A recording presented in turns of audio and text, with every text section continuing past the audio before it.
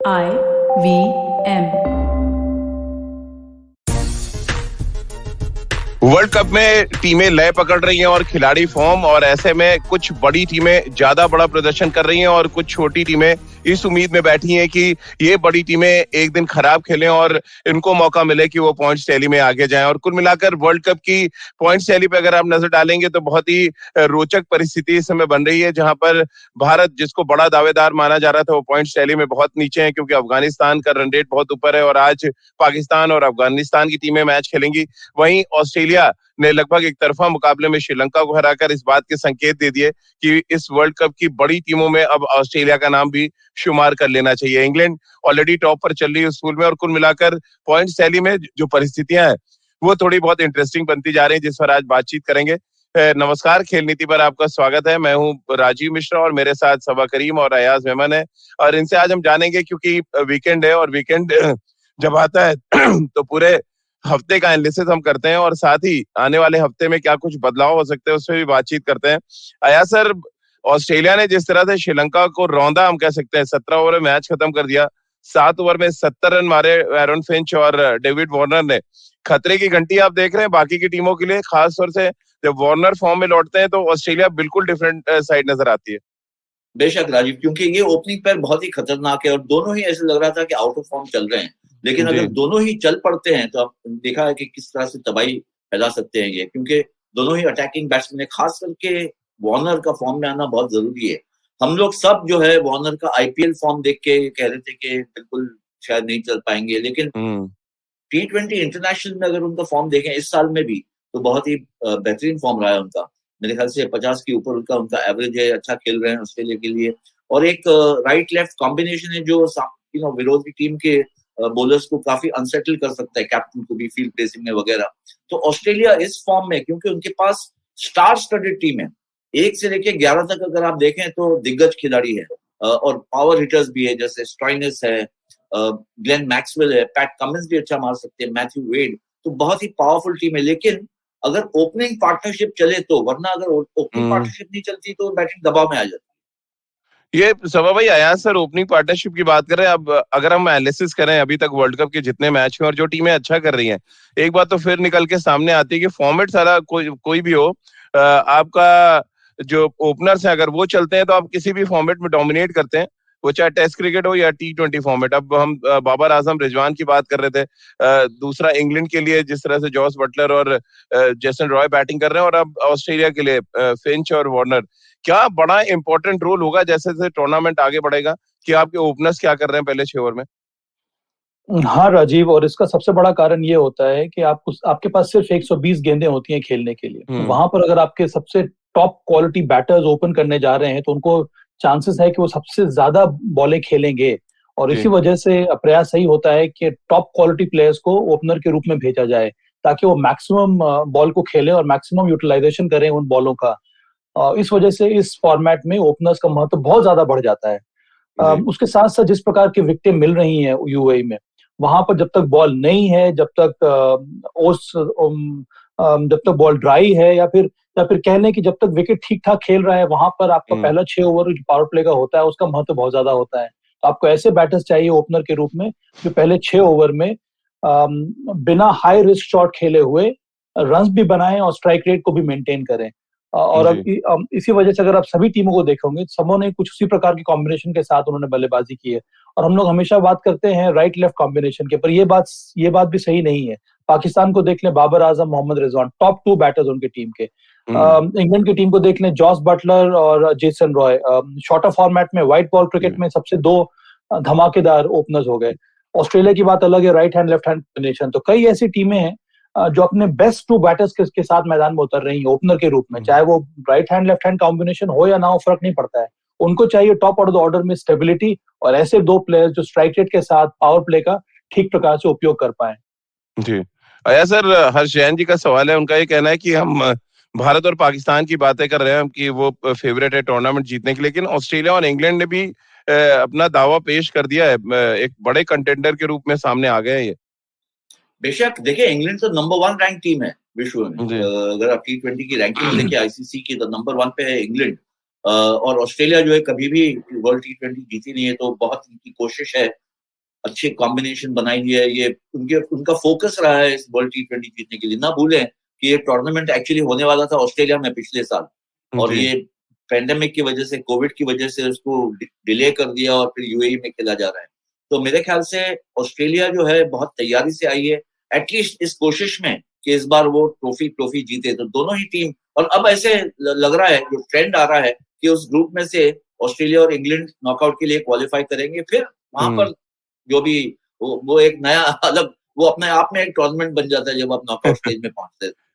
सवा भाई, एक बड़ा इंटरेस्टिंग था कल का मैच, मैं देख रहा था जिस तरह से एडम जंपा ने इम्पैक्ट डाला। अब ये एक तो फायदा उनको मिलता है कि मिचेल स्टार्क, हेजलवुड और कमिंस इतना अच्छा स्टार्ट दे देते हैं आपको, और बीच में जिस तरह का एक ओवर डाला मिचेल स्टार्क ने, जहां पे यॉर्कर्स 2 डाली और मैच बदल दिया उन्होंने 2 सेट बैट्समैन आउट करके।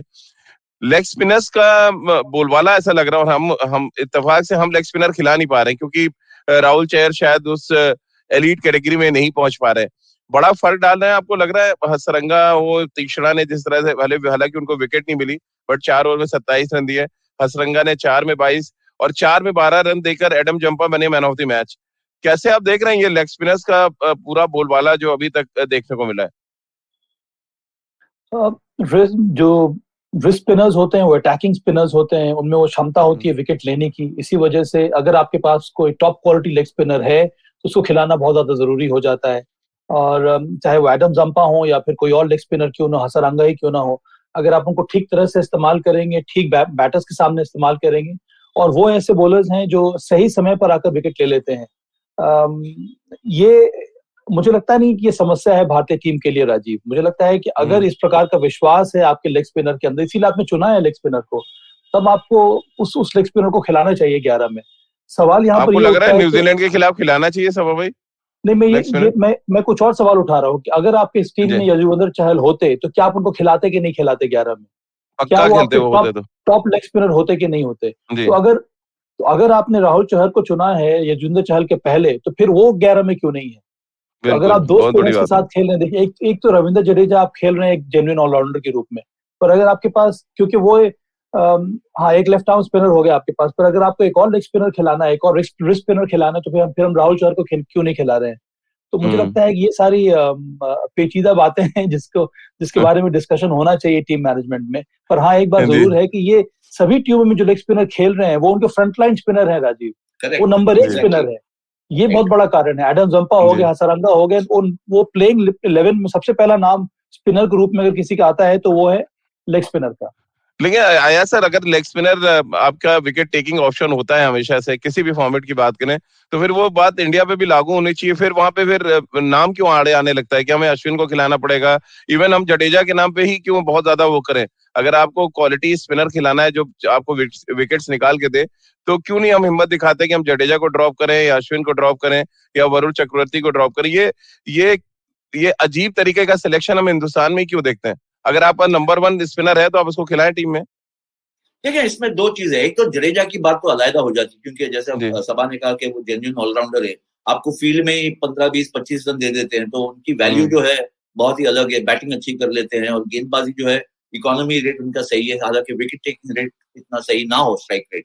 लेकिन जहां तक बात हुई राहुल चहर की, अगर आप लेग स्पिनर को स्क्वाड में लिए, यानी टॉप 15 में वो अगर आते हैं, तो डेफिनेटली उनके ऊपर एक फोकस होना चाहिए कि क्या ये विकेट दिला सकते हैं या नहीं दिला सकते हैं। वो इसी वजह से तो टीम में है। लेकिन यहाँ पर मेरे ख्याल से थोड़ी परेशानी की बात ये हो गई है, थोड़े टेंशन में आ गई है इंडियन टीम मैनेजमेंट, कि उनके पास इतना इंटरनेशनल एक्सपीरियंस नहीं है, और पहली मैच हारने के बाद थोड़ा, मैं कहूंगा कुछ हद तक थोड़ी सी घबराहट बैठ गई है। क्योंकि अगर आप देखें, एडम जंपा बहुत उनके पास एक्सपीरियंस T20 का फ्रंटलाइन स्पिनर है। शादाब खान, वेस्ट इंडीज का जो बुरा असर हो रहा है, मेरे ख्याल से सिलेक्शन पॉलिसी में सुनील नारायण को नहीं इंक्लूड करने का बहुत बड़ा उनका मिस्टेक था, जिनका उनको अब उसका पनिशमेंट मिल रहा है एक तरह से। तो ये सही वर्ल्ड चैंपियनशिप है, इसमें आप दुविधा में आ जाते हैं कि मैं अपने एक्सपीरियंस प्लेयर्स को खिलाऊं या किसी यंगस्टर को ब्लड करूं। अगर पहली मैच मुझे लगता है कि इंडिया जीत जाती थी, तो शायद राहुल चहर अभी अब तक के टीम में हम लोग ये बात करते हैं कि किसको रिप्लेस करने वाले। आया सर, सिर्फ हम हसरंगा या जंपा या राशिद खान की बात करें या शादाब की बात करें, हम ईश चोटी की बात क्यों ना करें? उन्होंने पहले मैच में बहुत शानदार गेंदबाजी की, और ये दिखा रहा है कि लेग स्पिनर्स क्या कर सकते हैं, और अगर उनकी रेवोल्यूशन है उनकी गेंद में तो वो आपको परेशान करेंगे। तो मुद्दा ये कि टीम ये समझना, ये समझाएगा कौन टीम मैनेजमेंट को। जी राजीव, गो अहेड। नहीं राजीव, इसमें प्रॉब्लम क्या है कि हमारे पास 5 स्पिनर्स या 4 स्पिनर्स जो भी है, हमारे पास चॉइस ज्यादा है। इश सोधी भी लगभग 7-8-9 साल से खेल रहे हैं। क्वालिटी चॉइस है या सर, क्या क्वालिटी चॉइस है हमारे पास? नहीं, क्वालिटी चॉइस की हमारे पास प्रॉब्लम ऑफ प्लेंटी हो गया था, किसको खिलाना है किसको बाहर रखना है पहली मैच में भी। अब पहली मैच हार गए बुरी तरह से, वो अलग बात है, लेकिन बाकी टीम्स के पास इतने स्पिन ऑप्शंस है नहीं। इवन ऑस्ट्रेलिया, या वो एडम जैम्पा को खिलाएंगे या एस्टन अगर को खिलाएंगे या दोनों को खिलाएंगे, और तीसरा कोई स्पिनर उनके पास है नहीं। पाकिस्तान भी जो है शादाब को खिलाएंगे और इमाद को खिलाएंगे, और थर्ड स्पिनर उनके लिए भी प्रॉब्लम है ढूंढने के लिए। जहां तक श्रीलंका की बात करें, हसरंगा डेफिनेटली, पर हसरंगा भी 2015-16 से खेल रहे हैं। ये नहीं है कि अभी फिलहाल जो है उनका फॉर्म सुधरा है और वो एक तरह से फ्रंटलाइन स्पिनर हो गए, क्योंकि एक्चुअली श्रीलंका के पास इतना टैलेंट पूल बड़ा नहीं है। इंडिया के लिए प्रॉब्लम यह है कि टैलेंट पूल बड़ा है। अब आप अगर राहुल चहर को खिलाते हैं तो आपके पास चॉइस ये है कि आप अश्विन को बाहर रखें या वरुण चक्रवर्ती को बाहर रखें। जडेजा तो मैंने कहा कि आप बाहर नहीं रख सकते हैं, तो एक, और या तो आप 3 स्पिनर्स खिलाए तो उनकी एंट्री होती है। तो ये प्रॉब्लम, दिक्कत तो है ही इंडियन टीम के लिए, क्योंकि आपके पास चॉइसेस, मल्टीपल चॉइसेस हो गए। मैं ये सोच रहा था राजीव और अयाज, जी सर, ब्रेक ले लेते हैं, उसके बाद बात करते हैं। हाँ, ब्रेक के बाद बात कर ले, एक ब्रेक ले लेते हैं, खेल नीति के प्लेटफॉर्म पर तुरंत हाजिर होते हैं। Eventually, you'll see the end of your childhood. Get accustomed to womanhood. Enjoy the experience of sisterhood. Might get to wifehood. Or not. Choose motherhood. Or not. You'll learn to define your personhood. Earn a livelihood. Change the neighborhood. And get rid of the falsehood that life post-academia is easy. So join me, Ritasha. And me, Ayushi. On a journey from station starting point. To station, what now? Next station, Pudin Station. And hopefully, Agla Station, Adulthood. Fresh episodes out every Thursday. Break के बाद एक बार फिर आपका स्वागत है। सबा भाई, बात पूरी करें, क्योंकि ब्रेक आजकल जो टाइम आउट होता है 2.5 मिनट का मैदान पे, वैसा तो नहीं है। हम बहुत जल्दी वापस आ जाते हैं खेल नीति के प्लेटफॉर्म पर। मैं ये कह रहा था कि एक और जो कॉम्बिनेशन हम लोग भारत सोच सकता है वो ये है कि हम रविंद्र जडेजा को एक ऑलराउंडर के रूप में क्यों नहीं सोचते हैं।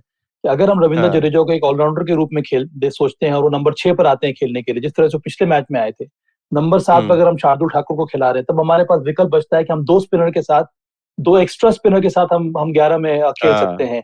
तब राहुल चहर, जिस तरह का कॉम्बिनेशन देखने को मिल रहा है अन्य टीमों में, जिस तरह का प्रदर्शन लेग स्पिनर्स ने किया है, उसको ध्यान में रखकर, जिस तरह की क्वालिटी है राहुल चहर में, जिस तरह से उन्होंने आईपीएल में फर्स्ट लेग में गेंदबाजी की थी मुंबई के लिए, जिस तरह से उन्होंने अंतर्राष्ट्रीय क्रिकेट में भारत के लिए गेंदबाजी की है, उनको अगर हम उस तरह के उनके ऊपर अगर हम इस प्रकार का फेथ दिखाएंगे तो वो भी निश्चित रूप से हमारे लिए एक attacking bowler, wicket taking option बन सकते हैं।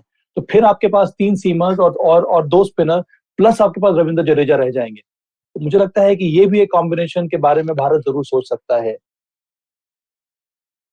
सर, अमार साहब का सवाल है कि अभी इंग्लैंड को साउथ अफ्रीका और ऑस्ट्रेलिया के खिलाफ मैच खेलना है, क्या ये एक इंटरेस्टिंग एस्पेक्ट होगा उस ग्रुप में? बेशक, देखिए साउथ अफ्रीका की टीम इतनी हल्के में नहीं ले सकते, क्योंकि हालांकि फैफ डु प्लेसी, डिविलियर्स जैसे बल्लेबाज नहीं है, और उनके लिए दिक्कत यही है, क्योंकि बॉलिंग अटैक जो है बहुत अच्छी है। रबाडा, नॉर्के, शम्सी और केशव महाराज, ये जो है ये बहुत अच्छा बॉलिंग अटैक है। फील्डिंग साइड बहुत जबरदस्त है, बैटिंग में थोड़ा सा हल्कापन है, लेकिन अगर चल पड़े डेविड मिलर, मार्करम वगैरह और क्विंटन डिकॉक, जो अब कंट्रोवर्सी के बाद फिर से वो टीम में आ गए और खेलने वाले हैं, तो ये टीम किसी को भी परेशान कर सकती है। ऑस्ट्रेलिया के लिए इंपॉर्टेंट दोनों ही टीम, ऑस्ट्रेलिया और इंग्लैंड, अच्छी बात दोनों के लिए ये है कि दोनों 4 पॉइंट पे बैठे हुए हैं। इंग्लैंड का नेट रन रेट भी बहुत सही है, तो मुझे लगता है कि इंग्लैंड ऑस्ट्रेलिया का जो मैच होगा वो बहुत इंपॉर्टेंट है दोनों ही टीम के लिए। दोनों ही टीम को जाना चाहिए ऑन फॉर्म, और जो जिस तरह के उनके पास प्लेयर्स है आगे बढ़ना चाहिए, क्योंकि वेस्ट इंडीज मुझे लगता है कि बहुत बुरी तरह फंस गई है, 2 मैचेस भी हारी है और बहुत ज्यादा पीछे है उनका नेट रन रेट। तो ओवरऑल मुझे लगता है साउथ अफ्रीका के पास पोटेंशियल है किसी एक टीम को गिराने के लिए, इंग्लैंड और ऑस्ट्रेलिया, लेकिन जिस तरह से मोमेंटम है इंग्लैंड और ऑस्ट्रेलिया के पास, मुझे लगता है दोनों को जाना चाहिए नॉकआउट में। सबा भाई, 2 सवाल हरचैन का मैं क्लब करके आपसे पूछना चाहता हूँ। एक तो ये कि बाई चांस अगर इंडिया मैच हार जाती है तो क्या नेगेटिविटी बहुत ज्यादा फैल जाएगी देश में और उसका सीधा असर फिजिकली और मेंटली खिलाड़ियों पे पड़ेगा? और दूसरा हर्षन का ये भी है कि चहल को लेकर उनका सवाल है कि क्या सिलेक्टर्स ने बड़ी गलती कर दी है युजवेंद्र चहल को टीम में ना चुनकर, ये देखते हुए कि किस तरह से लेग स्पिनर्स डोमिनेट कर रहे हैं?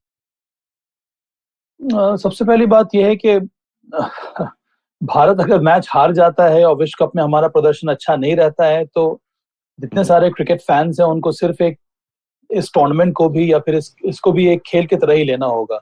और मुझे लगता नहीं है कि हार जीत से नेगेटिविटी फैलेगी भारत में। इंडिया एक बहुत ही मैच्योर नेशन है और भारत के वासियों को पता है कि हमें किस तरह से ट्रीट करना है अपने क्रिकेटर्स को, चाहे वो जीत रहे हो या फिर हार रहे हैं। तो वो एक अलग पहलू हो जाता है। दूसरी बात यह है कि मुझे तो अभी भी विश्वास है कि राहुल चहर का सिलेक्शन इस वजह से हुआ क्योंकि उन्होंने पिछले साल आईपीएल में शानदार प्रदर्शन किया था। उसके बाद उन्होंने जब भी भारत के लिए खेला है, हाल ही में जो होम सीरीज हुई थी इंग्लैंड के विरुद्ध T20 मैचेस में, वहां पर भी उनका प्रदर्शन अच्छा रहा था। तो ये कई बार हम लोग बहुत जल्दी जज करने लगते हैं खिलाड़ी के परफॉर्मेंस को या फिर खिलाड़ी के क्वालिटी को। मुझे लगता है कि अगर उनको चुना गया है, वो युवा लेग स्पिनर है, उनके पास क्वालिटीज क्या है? उनके पास क्विक आर्म एक्शन है, बॉल तेजी से उनके हाथ से निकलती है, उनके पास टर्न है, उनके पास वो क्वालिटी है स्ट्रेट बॉल डालने की, उनके पास गुगली है, बहुत ही शानदार तरीके से डिसीव करते हैं बल्लेबाजों को।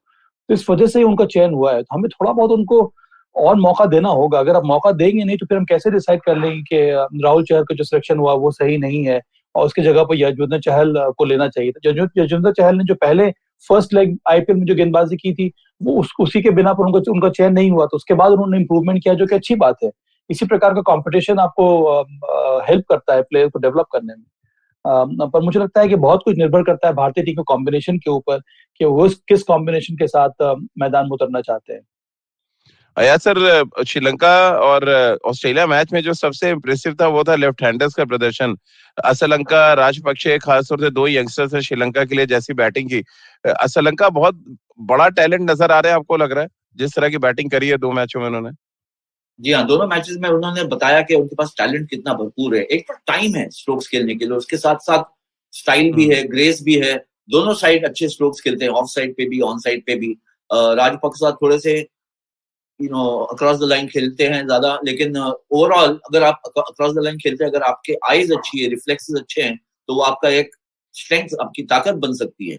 और ये दोनों टैलेंट मुझे लगता है कि आगे चल के श्रीलंका को बहुत उपलब्धि मिलेगी इनसे। कंसिस्टेंसी चाहिए। देखिए अभी श्रीलंका की भी टीम जो है, ये भूल जाए कि पहले संगकारा, जयवर्धने, अरविंद डिसिल्वा, राणा टुंगा होते थे, वैसी टीम आजकल मिल नहीं रही है क्योंकि कंसिस्टेंसी ऑफ परफॉर्मेंस नहीं है। और जो भी उनके प्रॉब्लम्स है, बोर्ड की पॉलिटिक्स है, सिलेक्शन पॉलिटिक्स है, वगैरह वगैरह। लेकिन और टैलेंट पूल भी छोटा है क्योंकि बहुत छोटा सा मुल्क है इन टर्म्स ऑफ पॉपुलेशन। लेकिन ओवरऑल अगर आप देखें तो उनके अंदर भी यही एक खासियत है जैसे इंडिया की और पाकिस्तान की है। रिस्ट वर्क अच्छा है, ऑफ द पैड्स बहुत अच्छा खेलते हैं। बैट्समैन जो है एक उनमें एक स्टाइल है, एक अपील है जो देखने में भी अच्छा लगता है और वो बहुत रन्स भी बना सकते हैं। और उनके पास एक तो असेंबली लाइन है मिस्ट्री स्पिनर्स और लेग स्पिनर्स की। तो अगर इसको डेवलप करे, इसको नर्चर करे, तो श्रीलंका की टीम मेरे ख्याल से आगे बढ़ सकती है। लेकिन फिलहाल लगता है कि टैलेंट की शॉर्टेज है। सभा भाई, एक चीज जो अच्छी नजर आ रही थी असलंका और राजपक्षे में, कल मैं बहुत क्लोजली मैच देख रहा था कि वो गेंदबाज को नहीं, गेंद को खेल रहे थे। यानी वो मिचेल स्टार्क नहीं, कमिंस को नहीं, वो हेजलवुड को नहीं, वो मेरिट पे बैटिंग कर रहे थे। क्योंकि सामने जो छक्के मारे राजपक्षे ने या असलंका ने, जिस तरह से बैटिंग करी है, वो बहुत ही पॉजिटिव साइन है। भले ही और श्रीलंका मैच हार गई 17 ओवर में, बट उनकी जो बैटिंग है, अगर हम मिचेल स्टार्क का ओवर हटा दे जहां उन्होंने 2 विकेटें निकाल दी, ऑलमोस्ट श्रीलंका नहीं तो बहुत कंट्रोल में चल रहा था इस मैच में। हाँ, ये बड़े अच्छे संकेत है श्रीलंका क्रिकेट के लिए। और मुझे तो लगता है कि अंतर्राष्ट्रीय क्रिकेट के लिए, क्योंकि श्रीलंका एक हमेशा से स्ट्रॉन्ग क्रिकेटिंग नेशन रहा है। हालांकि उनके पास, जैसे कि अयाज ने कहा, कि पूल ऑफ प्लेयर्स बहुत लिमिटेड है। बहुत कुछ सिमिलैरिटी है न्यूजीलैंड के पूल ऑफ प्लेयर्स के साथ भी। वहां पर भी जो पूल है बहुत छोटा है, पर उनके सिस्टम बहुत अच्छे हैं, इसीलिए न्यूजीलैंड इस समय एक वर्ल्ड चैंपियन है। श्रीलंका अगर अपने सिस्टम को सुधार दे और तो मुझे लगता है कि और भी स्ट्रॉन्ग बनकर उभरेगी। क्योंकि इस आइलैंड में हमेशा से बहुत ही शानदार क्रिकेटर्स देखने को मिले हैं, हाईली टैलेंटेड। आप असलंका हैं, राजपक्सा हैं, करुणा रत्ने को हम लोगों ने देखा था कि इंडिया के विरुद्ध जो श्रृंखला हुई थी वहां पर शानदार उन्होंने ऑलराउंडर का रूप निभाया था। चमीरा है, उसके बाद कई सारे मिस्ट्री स्पिनर थे, जैसे कि एयाज ने कहा, थिकशाना एक नया मिस्ट्री स्पिनर आ गया है। मुझे लगता है कि इस टीम में हसरंगा एक और शानदार प्लेयर है। इस टीम में क्वालिटी बहुत ज्यादा है। अब बस हमें इंतजार करना होगा कि इस क्वालिटी को ठीक प्रकार से डेवलप करने का मौका दिया जाए। और जैसे कि मैंने कहा कि अगर वहां पर प्रोसेस ठीक हो जाए, सिस्टम्स ठीक हो जाए, श्रीलंका का जो क्रिकेट बोर्ड है उनमें और ज्यादा ट्रांसपेरेंसी आ जाए, मुझे लगता है कि ये टीम बड़ी बड़ी टीमों को हरा भी सकती है और अपनी जगह बना सकती है वापस एक वर्ल्ड चैंपियन के रूप में। क्योंकि बात छोटे देश के बड़े खिलाड़ियों की हो रही है सर, तो क्यों ना बात थोड़ी अफगानिस्तान की भी कर ले। आज पाकिस्तान से उनका मुकाबला है और ऐसा लग रहा है स्पीड वर्सेस स्पिन का मुकाबला है। मुजीब, राशिद खान और मोहम्मद नबी एक तरफ, तो दूसरी तरफ शहीन शाह अफरीदी, हारिस रऊफ और हसन अली। कैसे देख रहे हैं इस मुकाबले को आप? देखिए, मेरे ख्याल से स्पिन ही ताकत है अफगानिस्तान की, जैसे हम जानते हैं। और अगर आप उनके ओवरऑल परफॉर्मेंस देखें, जहां जहां वो जीती है वो स्पिन की वजह से। राशिद खान उसमें अव्वल नंबर में आते हैं, शायद विश्व में अव्वल नंबर है एज ए लेग स्पिनर। लेकिन मुजीब भी जो है वो मिस्ट्री स्पिनर है और मोहम्मद नबी बहुत ही किफायती गेंदबाजी करते हैं और बहुत अच्छा, मेरे ख्याल से is got a good head on his shoulders. Captain भी है। उनकी वीकनेस जो है वो एंथुसियाज्म नहीं है, वो बैटिंग है। उनके पास बैटिंग में कुछ खास ताकत है नहीं। तेज गेंदबाजों में भी अगर गेंदबाजी देखे तो इतनी ताकत है नहीं। पाकिस्तान के पास ऑलराउंड स्ट्रेंथ है, बैटिंग में भी है, तेज गेंदबाजी में भी है, स्पिनर्स में भी है और डेफिनेटली डोमेस्टिक स्ट्रक्चर है, एक्सपीरियंस है वगैरह वगैरह। पाकिस्तान सुपर लीग में भी उनका तजुर्बा हुआ है, उनका एक्सपीरियंस है। तो मेरे ख्याल से ये एक मौका है अफगानिस्तान को एक और एक्सपीरियंस गैदर करने का। लेकिन ये ना भूलें कि अफगानिस्तान इज केपेबल। अगर अपसेट करना है, कोई टीम कर सकती है। मैं नहीं मानता हूं कि स्कॉटलैंड या नामीबिया करेगी। अफगानिस्तान एक ऐसी टीम है जो बड़ी टीम को भी अपसेट कर सकती है। अगर फर्ज करें कि राशिद और मुजीब और नबी चल गए और 3-4 विकेट निकाल दिए जल्द, तो फिर सामने वाली कोई भी टीम हो वो फंस सकती है, क्योंकि इनके पास है 12 ओवर, बाकी 8 ओवर संभालने हैं पेस बॉलर्स को। तो आज राजीव ये देखना होगा कि सलमान बट ने जो बात कही थी कि इस तरह के जो बॉलर्स हैं वो गली क्रिकेट खेलते हैं और सभी बल्लेबाजों को, पाकिस्तान के बैटर्स को अभ्यास है। आज देखना है जो मिस्ट्री स्पिनर है अफगानिस्तान के पास, मुजीबुर रहमान और राशिद खान और मोहम्मद नबी, इन तीनों स्पिनर्स को पाकिस्तान के बैटर्स किस तरह से खेलते हैं। ये बहुत बड़ा मुकाबला, जैसे कि आज ने कहा। और एक और बात है कि अफगानिस्तान टीम के जो बैटर्स हैं वो सब बाउंड्री हिटर्स हैं या फिर 6 हिटर्स हैं। तो अगर विकेट थोड़ा बहुत ट्रिकी हो गया, विकेट में थोड़ी घुमाव मिल रहा है, जहां पर आपको पावर हिटिंग की जरूरत नहीं है, वहां पर आपको रन बनाने की जरूरत है, तो वहां पर ये बल्लेबाज इक्विप्ड है कि नहीं रन चेस करने के लिए या फिर टारगेट सेट करने के लिए। तो ये एक बहुत बड़ी चुनौती होगी अफगानिस्तान के लिए। आया सर, अगर अफगानिस्तान बैटिंग करता है पहले और 150 बनाता है, आपको लग रहा है एक बड़ा फाइट करनी पड़ सकती है पाकिस्तान को रन चेज में, जिस तरह का बॉलिंग अटैक है? अगर 150 रन अफगानिस्तान बनाता है तो फिर ये मैच फंस भी सकती है, क्योंकि पाकिस्तान अगर ओपनिंग पावर प्ले में कुछ विकेट्स खो गए, खास करके बाबर आजम और मोहम्मद रिजवान की विकेट्स चली गई, तो फिर वो एक रिदम जो है पाकिस्तान का वो खराब हो सकता है। और हालांकि पिछले मैच में आसिफ अली ने बहुत अच्छी बैटिंग की और एक बहुत अश्योर्ड नॉक खेला शोएब मलिक ने, बहुत अपना एक्सपीरियंस सामने लाया था। लेकिन अब तक इतना सीरियस टेस्ट पे नहीं आई है पाकिस्तान। अब तक बैटिंग जो है, पहली मैच 10 विकेट से जीत गए थे, पता नहीं चला अब तक के बाकी जो टीम है प्रेशर में अगर आती। कुछ हद तक न्यूजीलैंड ने प्रेशर में लाया था पाकिस्तान की बैटिंग को। वो एक ओवर में आसिफ अली ने छक्के मारकर वो प्रेशर को उठा दिया था। लेकिन मुझे लगता है कि अगर ये 3 बॉलर्स चल पड़े, 150 रन का बफर है उनके पास डिफेंड करने के लिए, 150 रन डिफेंड करना है, तो फिर मैच बहुत इंटरेस्टिंग हो सकती है। चलिए एक और छोटा सा ब्रेक ले लेते हैं। ब्रेक के बाद जब वापस आएंगे, 2 बल्लेबाज जो अफगानिस्तान के अच्छे फॉर्म में लग रहे हैं, जज़ई और नसीबुल्लाह, उनके बारे में भी बात करेंगे। बड़े शानदार लेफ्ट हैंडर है नसीबुल्लाह और वो किस तरह से अप्रोच करते हैं फास्ट बॉलर्स के खिलाफ, ये भी देखना बहुत दिलचस्प होगा। एक ब्रेक लेते हैं, जल्द हाजिर होते हैं। पेश खिदमत है आपकी शान में हमारे अंजुमन से। Hi, I am Sadaf and I am Arshad. खाने का इतिहास, इकोनॉमिक्स, पॉलिसी, साइकोलॉजी सब है मेन्यू पर। Only on the नानकारी podcast every Wednesday सिर्फ IVM पॉडकास्ट ऐप या वेबसाइट पर या फिर जहां से भी आप अपने पॉडकास्ट सुनते हो। ब्रेक के बाद एक बार फिर आपका स्वागत है। आप देख रहे हैं और सुन रहे हैं खेल नीति। सभा भाई, खेल नीति में कहते हैं ना कि रणनीति बहुत जरूरी है। अगर जैसे कि अयाज सर ने कहा कि कोई टीम उलटफेर कर सकती है तो वो अफगानिस्तान ही होगी। अब क्योंकि मैच दुबई में है, बड़ा ग्राउंड है और बड़े ग्राउंड पे स्पिनर्स के लिए बड़े मौके होते हैं। हमेशा कहा जाता है कि आप शारजा या अबू धाबी में नहीं खेल रहे हैं। क्या ये भी एक एडवांटेज के तौर पे अफगानिस्तान की टीम लेगी और अफगानिस्तान वाकई आपको लगता है उलटफेर कर सकती है या पाकिस्तान जीत के हैट्रिक लगा देगी आज वर्ल्ड कप में?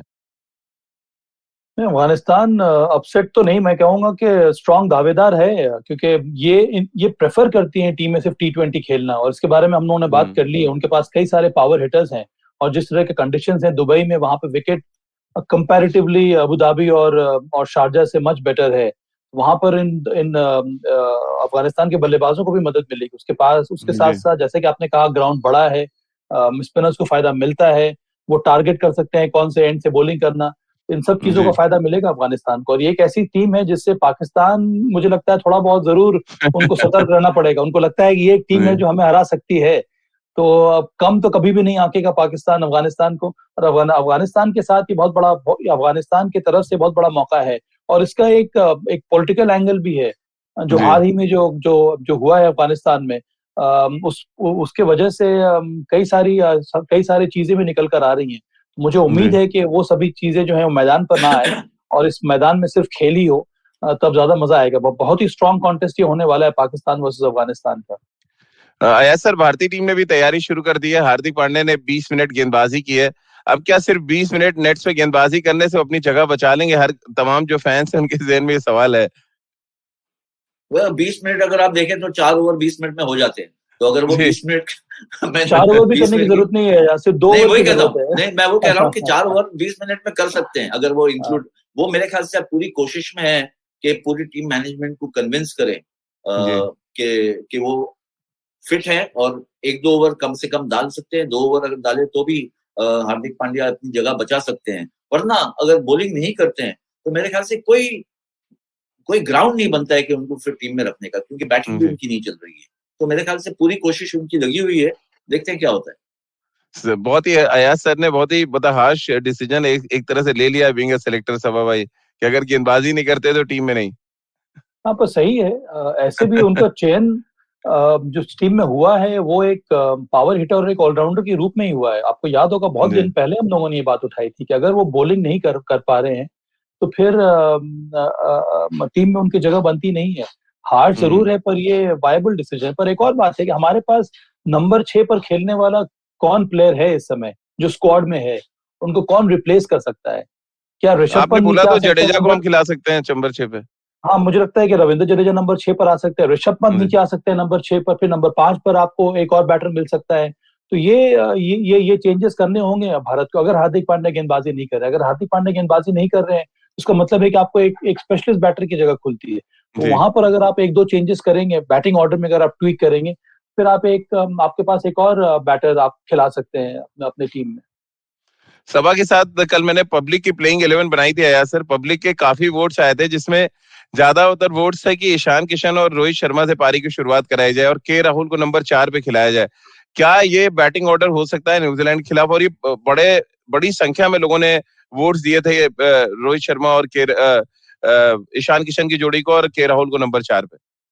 देखिए, मेरे ख्याल से जो ऑब्वियस रीजन है कि किस वजह से ऐसा वोटिंग पैटर्न नजर आ रहा है, तो एक तो ये है कि दोनों मुंबई इंडियंस के लिए भी ओपन किए, राइट लेफ्ट कॉम्बिनेशन है, काफी सफलता मिली उनको मुंबई इंडियंस के लिए खेलते हुए एज एन ओपनर। लेकिन मुझे लगता है जिस भयानक फॉर्म में केएल राहुल थे, एक भूल जाइए पाकिस्तान के खिलाफ जो है बहुत जल्द आउट कर दिया, लेकिन अगर उनके भयानक फॉर्म को आप पूरा मौका ना दे, यानी कि कोशिश ये होती है कि अगर आप ओपनिंग बैट्समैन जाते हैं तो अगर आप 10-12 ओवर खेल लेते हैं तो आप अपनी टीम को विनिंग पोजीशन में बिल्कुल ला सकते हैं। और खास करके अगर बल्लेबाज रोहित शर्मा है और केएल राहुल जैसा हो जो एकदम तेज रफ्तारी से रन बनाता है, तो मेरे ख्याल से अब इस वक्त डिस्टर्ब करने की जरूरत नहीं है। और ईशान किशन ने बताया कि वर्सेटिलिटी है उनके पास, तो नंबर 4 पे भी खेल सकते हैं, 5 पे भी खेल सकते हैं। तो ये मेरे ख्याल से बैटिंग ऑर्डर मैं तो नहीं डिस्टर्ब करूं। राहुल और रोहित जो है अभी भी सामने वाली टीम है, अगर मैं बॉलर हूं या कैप्टन हूं और मैं देखूं कि ईशान किशन आ रहे हैं as a batsman with Rohit Sharma, तो मुझे लगेगा कि शायद इंडियन टीम जो है थोड़ी सी बैकफुट पे है, थोड़ी तकलीफ में है, थोड़ा डिफेंसिव हो गई है और मेरा हौसला बढ़ जाएगा। लेकिन राहुल और रोहित अगर बाहर आते हैं तो फिर प्रेशर मुझ पे आ जाएगा। एक और इंटरेस्टिंग आ गया है सभा भाई, सजेशन पृथ्वी जी का सजेशन है कि वो तो कह रहे हैं कि ईशान किशन और के राहुल से आप पारी की शुरुआत कराएं। रोहित तो मुंबई इंडियंस के लिए भी नंबर 4 पे खेलते हैं, उनको नंबर 4 पे खिलाएं। रोहित बहुत पहले खेलते थे, मुझे लगता है कि एक सीजन में उन्होंने चेंज कर दिया है, पर लगता है मुझे, मेरे विचार से रोहित की जगह ओपनर ही है, उनको नीचे लाने की बात हम ना करें। केएल राहुल, अब मुझे याद नहीं आ रहा है कि केएल राहुल का ट्रैक रिकॉर्ड नंबर 4 पर किस तरह का है। मुझे अभी भी लगता है कि केएल राहुल से सबसे ज्यादा वैल्यू आपको मिलेगा ओपनर के रूप में। अच्छा, क्योंकि अब वहां पर उन्होंने अपने आप को सेटल सा कर लिया है और मुझे लगता है कि आपके बेस्ट बैटर को ऊपर खेलना चाहिए पावर प्ले में, जो एक तरह से इस्तेमाल कर पाए, फिर वो लंबी पारी खेल सकते हैं, वो लंबे समय तक खेल सकते हैं। इस वजह से मुझे लगता है कि कॉम्बिनेशन में अगर परिवर्तन करना होगा तो फिर ईशान किशन को अगर खिलाना है तो उनको आपको एक फ्लोटर के रूप में ही खिलाना होगा, कि अगर ओपनर का पहले भी विकेट गिर जाता है तो फिर आप ईशान किशन को ऊपर भेज दें। आया सर, एक सवाल और आ गया है कि Mumbai Indians also take his hand from head of Hardik giving his lack of focus on cricket. Mumbai Indians ने रिटेन नहीं किया है, ये संकेत आ रहे हैं कि रोहित, पोलार्ड और बुमराह को रिटेन कर रहे हैं। ये सीधा संकेत है कि हार्दिक पर से मुंबई इंडियंस का भी विश्वास उठ गया है। देखिए, मेरे ख्याल से बड़ा दिलचस्प होगा ये ऑक्शन जो होने वाला, रिटेंशन क्या है। जहां तक मुझे लगता है कि 4 जो है एग्जिस्टिंग फ्रेंचाइजीज है, उनको 4 प्लेयर्स रिटेन करने की इजाजत है या अलाउंस है, तो मेरे ख्याल से चौथा प्लेयर शायद हार्दिक ही हो सकता है। पर देखना पड़ेगा आगे चल के क्या होता है, क्योंकि देखें जो फ्रेंचाइज उन्होंने वो भी कैलकुलेशन में ये सोचेंगे कि हार्दिक हमारे लिए किस वैल्यू का है, वो एज एन ऑलराउंडर, और अगर गेंदबाजी का उनका प्रॉब्लम बन रहा है तो उनका as an allrounder value definitely जो है वो कम होता है। तो मुझे मैं अभी भी ये मुझे नहीं लगता है कि हार्दिक को इतनी आसानी से वो जाने देंगे, क्योंकि बहुत ही उनका वैल्यूएबल रोल रहा है मुंबई के बहुत से टाइटल जीतने में। जी, आखिरी सवाल सभा भाई ले लेते हैं, पृथ्वी का है और उन्होंने कहा है कि अगर रोहित नंबर 4 पे खेलते हैं तो जागे हुए रहेंगे, पहले ओवर में आउट होने का सिलसिला जो बहुत लंबा है उनका वो खत्म हो जाएगा। कॉफी वॉफी पी के आराम से आ सकते हैं। मुझे तो लगता है पूरी कप कॉफी पीकर आए, नंबर 1 या नंबर 2 पर आकर बल्लेबाजी करें और जानदार पारी खेलें। मुझे तो यही उम्मीद है 31 तारीख को रोहित से। तो बिल्कुल, और हम सब ये उम्मीद कर रहे हैं कि विराट कोहली एक सेशन चला दें, कॉफी विद कोहली कर दें मैच से आधे घंटे पहले, ताकि हमारे ओपनर्स जागे और पहले ओवर में जो अंदर आती गेंदें हैं जो परेशान करती है उससे बचें और न्यूजीलैंड के खिलाफ मैच जीते। बहुत बहुत शुक्रिया अयाज सर आपका और सभा भाई आपका हमारे साथ जुड़ने के लिए।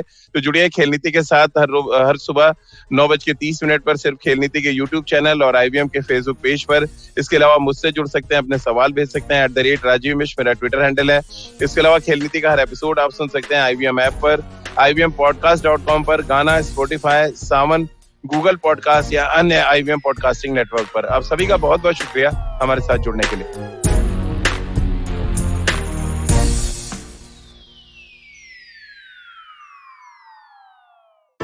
Hey everybody, it's been a great week on the IVM Podcast Network. On Cyrus Says, actor and author Kalki Koechlin talk about her amazing new book, Elephant in the Womb. As Cyrus and Kalki go through some funny illustrations in the book, Kalki brings up what people don't talk about when it comes to pregnancy. On The Habit Coach, Ashton explains an interesting perspective on the Teflon mindset. On Smarter with Sid, Siddharth debates whether thrift stores will remain a niche thing or accepted by the Indian masses. On Press Decode with Vagda, Sareen and Sarah, they discuss how India dropped by 7 spots in the latest Global Hunger Index rankings. On Hansvani, here's this fascinating story. It's titled Helium and it's written by Lalit Karthike and narrated by Casey Shankar. And it's such a really, really good thing. Definitely check that out. Do follow us on social media. We're IVM Podcast on Twitter, Facebook, Instagram, and LinkedIn. And remember, if you're enjoying this show or any of other shows for that matter, please do tell a friend. And finally, we'd like to thank our sponsors this week, Cred, Bank of Baroda, Quarter, CoinSwitch, Kuber, Slay Coffee, Intel, Kotak Mahindra Bank, and Oxfam India. Thank you so much for making this possible. Do you wonder why China does the things that it does? Or want to know how we could improve online privacy? Or perhaps you're thinking about how we can kickstart India's economy? If you'd like to search for the answers to such questions, check out All Things Policy, a daily public policy podcast that covers everything from employment figures to aircraft carriers. Tune in from Monday to Friday for new episodes and fresh takes.